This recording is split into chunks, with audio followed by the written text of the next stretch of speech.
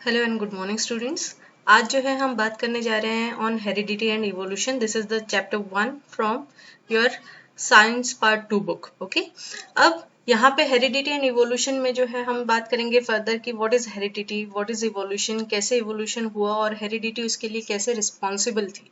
ठीक है, बहुत बार आपने जो है आप जब कभी अपने घर के जो एल्डर पीपल हैं उनके साथ जब कभी डॉक्टर के पास गए होंगे तो हमेशा आप बातचीत करते हुए वो पूछते हैं कि फैमिली हिस्ट्री पूछते हैं कि आपके फादर या मदर में से किसी को शुगर था, बीपी था, कोई प्रॉब्लम्स थे या नहीं, और उसके ऊपर से जो है वो डायग्नोसिस करके फिर वहां पे जो है वो फर्दर आपके ग्रैंड फादर, ग्रैंड मदर या जो भी कोई फैमिली मेंबर हो उनको जो है वो फर्दर क्या होता है, ट्रीटमेंट मिलती है। अब बेसिकली ये सारी चीजें क्यों होती है, तो हमारे अंदर जो है वो हमारे फैमिली मेंबर्स में जो भी एंसेस्ट्रल फैमिली मेंबर्स है उनके पास से जो है कुछ कैरेक्टर्स जो है, कुछ क्या मैक्सिमम कैरेक्टर्स जो है वो उन्हीं से जो है वो डिसेंड डाउन होते हैं। और ये जो कैरेक्टर्स डिसेंड डाउन होते हैं जिसके वजह से हमारे बॉडी में फिजिकल या केमिकल चेंजेस जो भी कुछ है उनके सिमिलर रहते हैं। आपने बहुत बार देखा होगा कि फर्दर जब छोटा बेबी होता है तो वो छोटा बेबी को बोलते हैं कि अरे ये तो पापा के जैसे दिखता है या मम्मा के जैसे दिखती है। तो ये चीजें क्या है कि कैसे दिखते हैं, 100% तो हम अपने फादर या मदर की कॉपी होते नहीं है।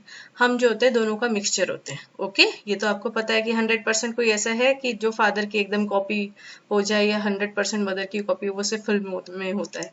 ओके, तो बेसिकली हेरिडिटी की जब बात करते हैं तो हमारे इसमें जो है वो आपने जो है 9th क्लास में फर्दर पढ़ा होगा मियोसिस एंड माइटोसिस के बारे में। What is mitosis and what is meiosis, क्या होता है, कैसे होता है, ये सारा आपका 9th क्लास में हो चुका है। तो बेसिकली जो भी क्रॉस ओवर होता है जिसमें हमको मदर और फादर के अंदर से जो है वो उनके अलग अलग कैरेक्टर जो है वो हमारे अंदर आते हैं, तो वो जो प्रोसेस है जिससे आपने मियोसिस पढ़ा था, तो वहां से जो कैरेक्टर्स आते हैं वो फर्दर क्रॉसिंग ओवर के बाद आते हैं, तो वहां पे हम बनते हैं। ठीक है, तो हम बनते हैं तो हम क्या, बेसिकली अगर इसकी आंखें जो वो है पापा के जैसे है, इनका नाक जो है वो मम्मा के जैसा है, ये सारी जो कैरेक्टर्स होती हैं, और इवन मतलब एनाटॉमिकल या फिजिकल हम दिखते कैसे हैं, या फिर हमारे अंदर जो भी कुछ डिसीजेस आती हैं, ठीक है, वो कैसे आ रही है, तो बिकॉज हमारे फादर या मदर उसके ऊपर से जो है वो अफेक्टेड थे। उनके फादर या मदर को वो प्रॉब्लम रहा होगा, वहां से हम के हमारे पास आया। ठीक है, तो ये जो है वो डिसेंड डाउन होता है, तो ये जो होता है वो फर्दर हेरिडिटी, इसी को बोला जाता है हेरिडिटी। अब हेरिडिटी, इसी को दूसरा नाम क्या बोलते हैं, इनहेरिटेंस, मतलब जो कैरेक्टर हमने इनहेरिट किए, हमने लिए अपने पेरेंट्स से। तो हेरिडिटी और इनहेरिटेंस और biological inheritance is the passing on of traits from parents to their offsprings. ठीक है, आइदर थ्रू एसेक्सुअल रिप्रोडक्शन और सेक्सुअल रिप्रोडक्शन। मैंने जैसे माइटोसिस और मियोसिस की बात की, तो वैसे ही यहाँ पे भी एसेक्सुअल रिप्रोडक्शन हो रहा है या फिर सेक्सुअल रिप्रोडक्शन हो रहा है। उसके ऊपर से जो भी हमारे अंदर जो कैरेक्टर्स आते हैं या फिर ऑफस्प्रिंग बनते हैं, उनकी जो जेनेटिक इंफॉर्मेशन होती है उसको हम फर्दर हेरिडिटी या हेरिडिटरी चेंजेस बोलते हैं।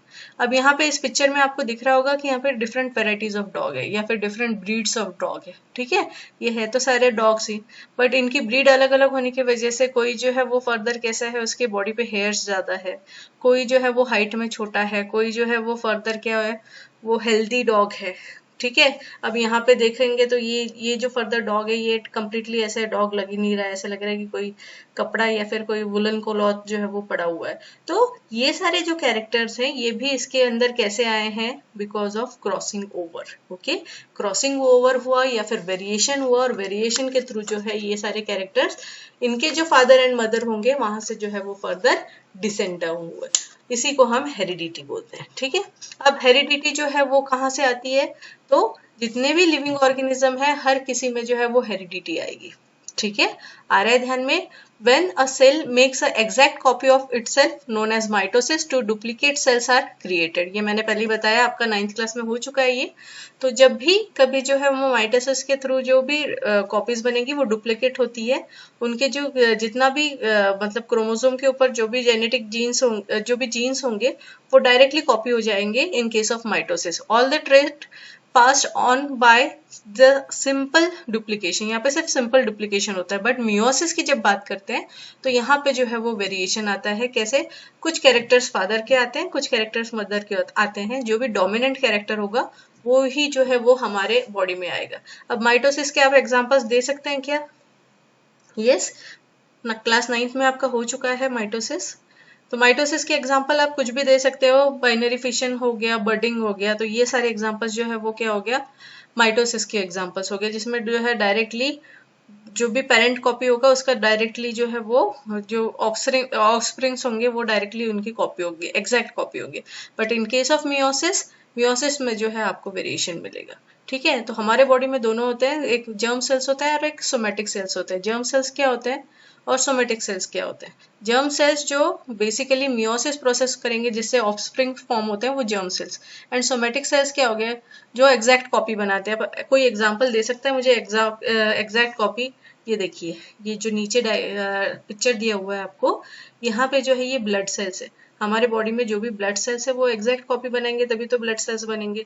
स्किन हो गया, ठीक है, तो स्किन के जो सेल्स है वो एग्जैक्ट कॉपी बनाएंगे तभी तो हमारी स्किन में यूनिफॉर्म कलर रहेगा। आ गया ध्यान में? अगर ये इसमें भी वेरिएशन होता तो हम जो है वो ब्लैक एंड व्हाइट होते, बट नहीं है। हमारे पास कैसा है, यूनिफॉर्म कलर है। ये कैसे है, किसकी वजह से? Because of mitosis. ओके, तो माइटोसिस की वजह से स्किन के जो सेल्स हैं या फिर आप ब्लड सेल्स बोल लो, ये सारे एग्जाम्पल जो है वो माइटोसिस के हैं। और मियोसिस के एग्जाम्पल हम खुद है। आपको ध्यान में अगर आ रहा होगा तो हम जो है वो मियोसिस के एग्जाम्पल है, मतलब हम अपने पेरेंट्स की एग्जैक्ट कॉपी ना होके उन दोनों के बीच में जो भी कुछ वेरिएशन होगा वो हमारे बॉडी में आया है। तो ये सारी जो होती है ये होता है बेसिकली हेरिडिटरी कैरेक्टर्स।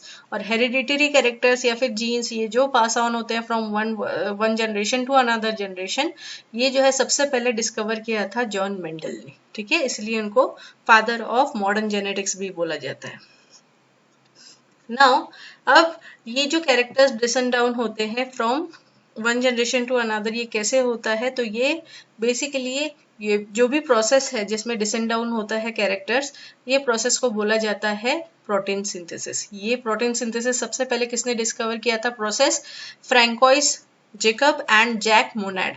ठीक है, ये इन्होंने प्रोटीन सिंथेसिस जो है वो फर्दर डिस्कवर किया और इससे जो जेनेटिक कोड हिडन फॉर्म में हमारे बॉडी में डीएनए के फॉर्म में रहते हैं, उसको जो है वो फर्दर वो एक जनरेशन से दूसरे जनरेशन कैसे जाते हैं, कैसे क्रॉसिंग ओवर होता है और फर्दर क्या उसका रिजल्ट मिलता है, ये यहाँ पे इस प्रोसेस में बताया गया था। The science of heredity. अब ये हम हेरिडिटी के बारे में क्यों मतलब इतना जानना चाहते हैं, इसका ये जो है बेसिकली हम इससे डायग्नोसिस कर सकते हैं, ट्रीटमेंट कर सकते हैं और prevention of the hereditary disorders. अब हेरिडिटरी डिसऑर्डर्स क्या है? जो हमको हमारे पेरेंट्स के थ्रू या फिर हमारे एक जनरेशन से दूसरे जनरेशन में जो पास ऑन होते हैं, अच्छी चीजें पास ऑन होगी तो कोई प्रॉब्लम नहीं। अगर सपोज कोई डिसीज पास ऑन होती है तो ये बहुत बुरी बात है और इसको जो है हमको फर्दर ट्रीट करना चाहिए। हम सबके सब कैरेक्टर्स रोक नहीं सकते, तो हम इसको क्या कर सकते हैं, फर्दर इसको ट्रीट कर सकते हैं। तो ट्रीट करने के लिए हमको प्रॉब्लम क्या है और कहाँ है ये हमको पता करना जो है वो बहुत ज्यादा इंपॉर्टेंट है। तो यही प्रॉब्लम जो है वो डिटेक्ट करते हैं by using the process of protein synthesis. Okay, now what is protein synthesis? अब प्रोटीन सिंथेसिस में हमने जो है वो प्रोकैरियोटिक सेल लिया है, आपको पता होगा, मैं आशा करती हूँ you know the difference between prokaryotic cell and eukaryotic cells. क्या होता है prokaryotic cell? It is also known as primitive nucleus, मतलब जो सबसे पहले न्यूक्लियस डिस्कवर हुआ वो उसमें जो है वो न्यूक्लियर मेम्ब्रेन नहीं थी। ये आपको सब 9th क्लास में हो चुका है, हम जस्ट एक छोटा छोटा रिविजन ले रहे हैं। तो यहाँ पे क्या हो रहा है कि जब जो प्रिमिटिव न्यूक्लियस बना या प्रिमिटिव सेल बनी तो वहां पे जो है वो न्यूक्लियर मेम्ब्रेन जो है वो फर्दर न्यूक्लियस डिफाइन नहीं था या फिर उसको प्रॉपर न्यूक्लियर मेम्ब्रेन नहीं थी। वहां पे जस्ट न्यूक्लियस में एज मतलब सेंटर में एक मास था, उसको उन्होंने न्यूक्लियस कंसिडर किया और उस मास में जो है वो हमको क्रोमोसोम्स मिले। ठीक है, क्रोमोसोम्स मिले जिसमें जो है वो हमारा डीएनए या फिर जेनेटिक मटेरियल जो है वो फर्दर एनक्लोज था। अब ये जो प्रोकैरियोटिक सेल है जैसे यहाँ पे दिख रहे हैं आपको, ये बैक्टीरियाज हैं सारे, उसमें से एक बैक्टीरिया हमने लिया, उसको ओपन किया तो हमको क्या मिलता है, ये देखो बैक्टीरियल स्ट्रक्चर है। अगर आपको थोड़ा क्लियर नहीं दिख पा रहा होगा फिर भी हम कोशिश करते हैं इसको। ये बैक्टीरियल सेल मेम्ब्रेन है, ठीक है, इनर ये जो है वो सेल मेम्ब्रेन है और अंदर जो है वो साइटोप्लाज्म है। साइटोप्लाज्म के अंदर बहुत सारे सेल ऑर्गेनेल्स हैं। कौन कौन से सेल ऑर्गेनेल्स है ये सब आपको क्लास 9th में हो ही चुका है।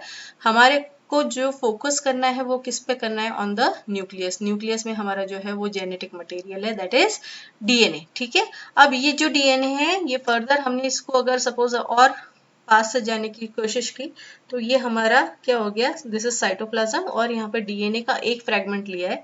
ये डीएनए कॉइल्ड फॉर्म में जो है वो क्रोमोसोम्स में बहुत ज्यादा अमाउंट में रहता है, उसमें से सिर्फ एक डीएनए जो है वो हमने निकाल के फर्दर क्या किया, निकाला नहीं है, न्यूक्लियस में जो है वो उसको अनवाइंड किया। अनवाइंड क्यों किया, ये डीएनए कॉइल्ड फॉर्म में रहता है। ये जो है सुपर हेलिकल स्ट्रक्चर, कहीं कहीं आपने सीढ़ियां देखी होगी ऐसे घूमते हुए ऊपर जाने वाली, वैसे ही सेम फॉर्म में जो है वो हमारा डीएनए कॉइल्ड फॉर्म में रहता है।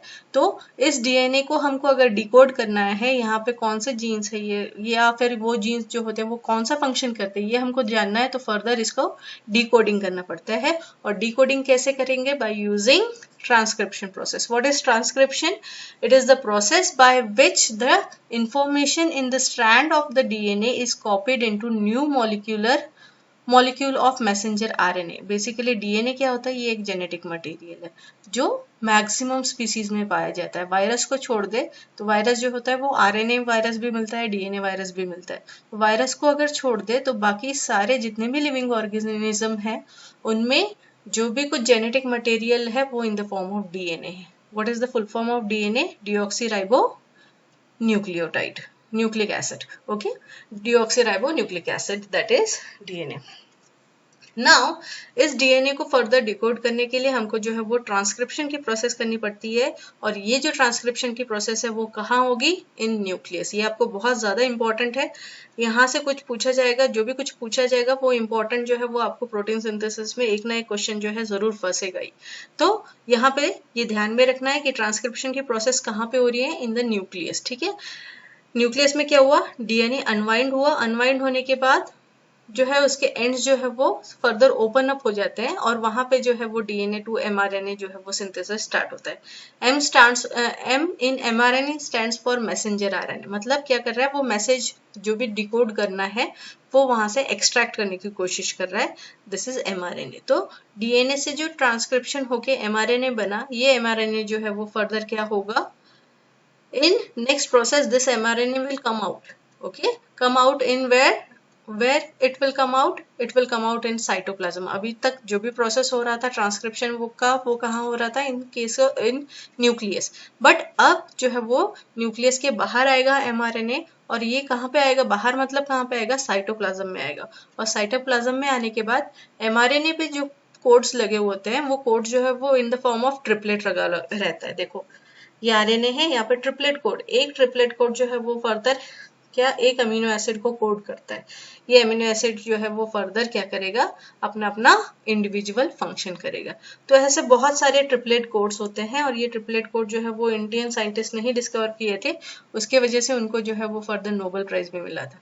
ठीक है, अब यहाँ पे जैसे GUC ACU ये जो है वो ट्रिपलेट कोड्स हैं, इनको इसके जो है एंटी कोड्स आते हैं, एंटी कोडॉन जो होते हैं वो टीआरएनए में लगा रहता है। अब ये एंटी कोडॉन क्या होता है, तो हमेशा देखो ए से जो है वो टी ही बाइंड करेगा, ATGC ये जो होते हैं ये 4 शुगर्स होती हैं, जिसके वजह से जिसका यहाँ पे जो है वो कोड फॉर्मेशन होता है।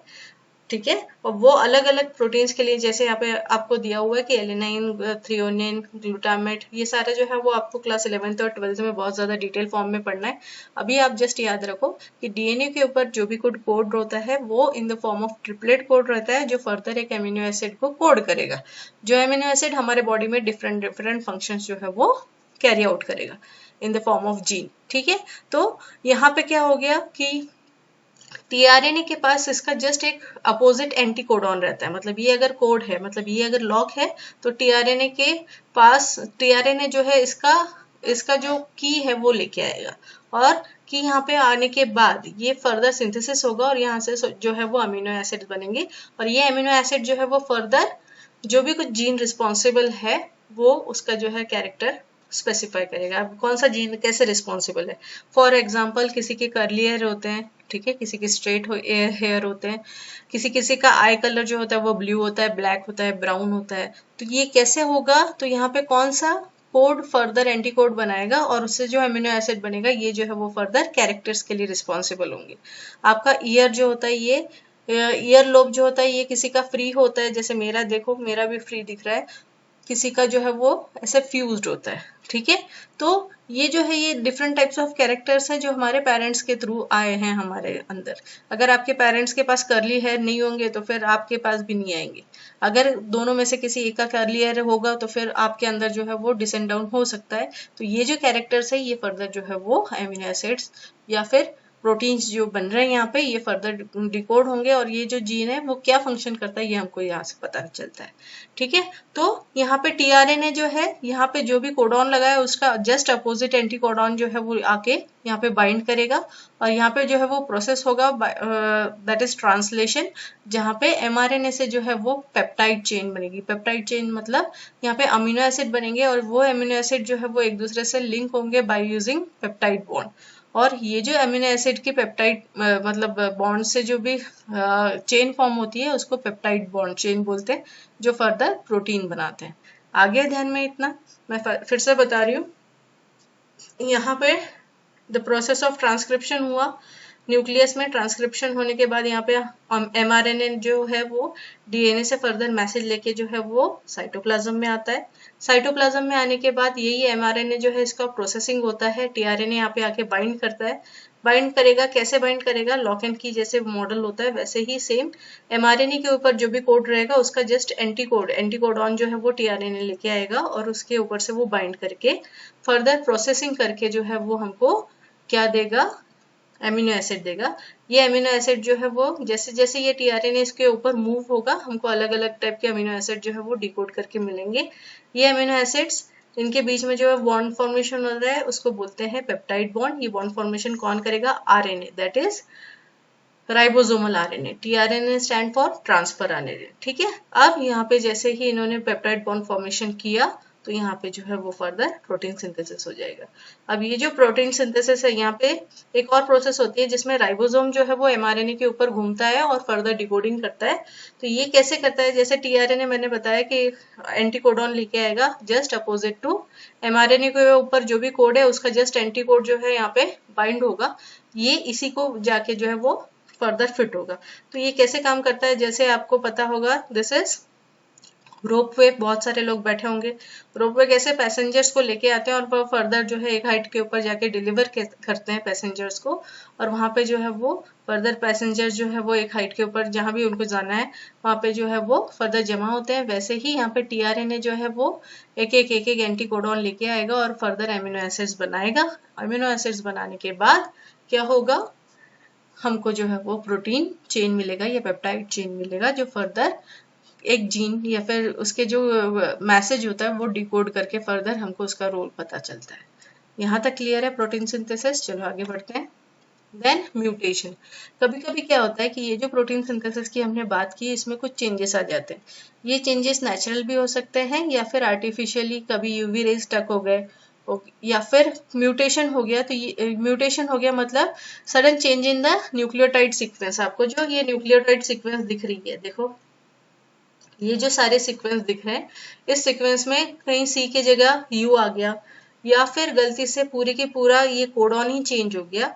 तो इसके वजह से ये कब होता है, क्रॉसिंग ओवर में होता है या फिर फर्दर जब कोई हार्मफुल केमिकल रिएजेंट या फिर यूवी लाइट जैसे जो चीजें हैं वो आके डायरेक्टली डीएनए को स्टक करती है, जेनेटिक मटेरियल को स्टक करती है, तो उसी की वजह से जो है वो कभी कभी म्यूटेशन के चांसेस हो जाते हैं।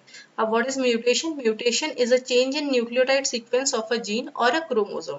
तो ये म्यूटेशन जो होता है वो कभी कभी पॉइंट म्यूटेशन होता है तो वो दिखाई नहीं पड़ता, बट अगर म्यूटेशन ज्यादा केस में हो गया तो उसके वजह से जो है वो क्या हो जाएगा, बहुत सारे प्रॉब्लम्स आ सकते हैं। जैसे एग्जांपल ह्यूमंस में जो है वो कलर ब्लाइंडनेस हो सकता है, ठीक है। कलर ब्लाइंडनेस मतलब अब देखो यहाँ पे जो डायग्राम भी दिया हुआ है यहाँ पे ये नॉर्मल विजन वाले को ऐसा कलर दिखेगा, जो ग्रीन ब्लाइंडनेस होगा उसको फर्दर ग्रीन कलर दिखेगा ही नहीं, जो ब्लू ब्लाइंडनेस होगा तो उसमें फर्दर उसको ब्लू कलर नहीं दिखेगा, ऐसा पिक्चर दिखेगा। रेड ब्लाइंड होगा तो उसमें ऐसा पिक्चर दिखेगा। तो बहुत सारे लोगों को ये पता ही नहीं चलता कि हम जो है वो कलर ब्लाइंड है या नहीं है। टेस्ट करा लो आंखों की, यहाँ पे क्लियर हो जाएगा, ठीक है। तो कलर ब्लाइंड हो गया या फिर डाउन सिंड्रोम हो गया। डाउन सिंड्रोम के एग्जांपल्स तो आपने डे टू डे लाइफ में बहुत ज्यादा देखे होंगे। यहाँ पे जो बच्चे होते हैं ये थोड़े मेंटली रिटार्डेड होते हैं in case of down syndrome, और इनका जो फेस होता है ये कैसा मून शेप होता है, ठीक है। तो ऐसे जो है आपको आसपास बहुत डे टू डे लाइफ में जो है किसी ना किसी से आप तो मिल चुके होंगे जो ऐसा केस होगा, ठीक है। तो ये एग्जाम्पल भी एक म्यूटेशन का एग्जाम्पल है जिसमें मदर और फादर जो होते हैं वो हेल्दी होते हैं, बट उनका baby because of this kind of mutation जो है वो डाउन सिंड्रोम की वजह से जो है वो अफेक्टेड होता है। Then next is hemophilia. Hemophilia में क्या होता है, ये ब्लड रिलेटेड डिसीज है, and phenylketonuria is also kind of disease. तो ये हीमोफीलिया और फिनाइल कीटोन्यूरिया ये जो है आपको डिटेल में जो है वो क्लास 11th में पढ़ना है। ये जो है वो ब्लड रिलेटेड डिसीज, ब्लड जो है उसकी कमी हो जाती है, तो ये सारी चीजें जो है वो म्यूटेशन की वजह से हो सकती है, ठीक है। यहाँ तक क्लियर है आपको म्यूटेशन तक? किसी को कोई डाउट है? देखो अगर आपको ये चैनल जो है बहुत अच्छे से समझ में आ रहा है तो आप प्लीज अपने फ्रेंड्स के साथ सब्सक्राइब करें और शेयर भी करें। कुछ भी डाउट हो, कुछ आपको जो तकलीफ हो या फिर कोई पॉइंट हो आपको समझ में नहीं आ रहा, तो आप जो है वो कमेंट बॉक्स में जाके जो है वो मेंशन कर सकते हैं। इसका नेक्स्ट वीडियो हम देखेंगे, दैट इज वहाँ पे जो है वो हमको इवोल्यूशन के बारे में बात करनी है, टाइप्स ऑफ इवोल्यूशन कैसे हुआ, ये सारी चीजें जो है हम नेक्स्ट क्लास में देखते रहेंगे। Okay, bye bye.